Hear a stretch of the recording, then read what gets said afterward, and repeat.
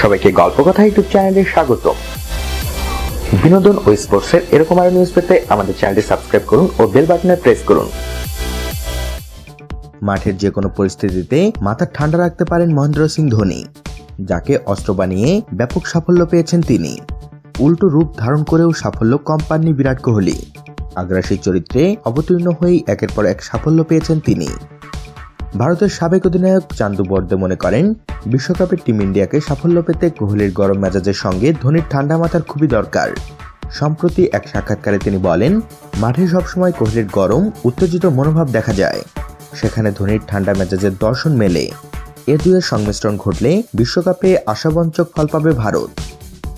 ধোনির নেতৃত্বে দীর্ঘ 28 বছর পর শিরোপা খরা ঘোচে ভারতের। 2011 সালে তার অধিনায়কত্বে বিশ্বকাপ জেতে টিম ইন্ডিয়া। ক্যাপ্টেন কুলের ক্যাপ্টেন্সিতে টি-20 বিশ্বকাপও জেতে ম্যান ইন ব্লুরা।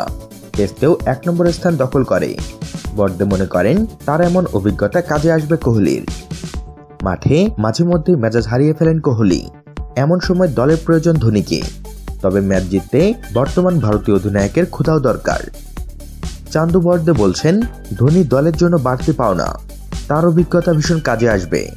সে কোনো পরিস্থিতিতেই ঘাবড়ে যায় না, সবসময় মেজাজ ঠান্ডা ও আবেগ নিয়ন্ত্রণে রাখতে পারে, যা অসাধারণ।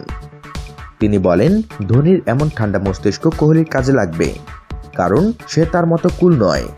ও একটু দ্রুতই উত্তেজিত হয়ে যায়, তবে ম্যাচ জেতার জন্য তার ক্ষুধা দলের সব ক্রিকেটারকে অনুপ্রাণিত করবে। তো বন্ধুরা, এ বিষয়ে আপনাদের মতামত জানিয়ে দিন আমাদের কমেন্ট বক্সে। সবশেষে ভিডিওটিতে লাইক ও শেয়ার দিয়ে আমাদের সাথে থাকুন। ধন্যবাদ।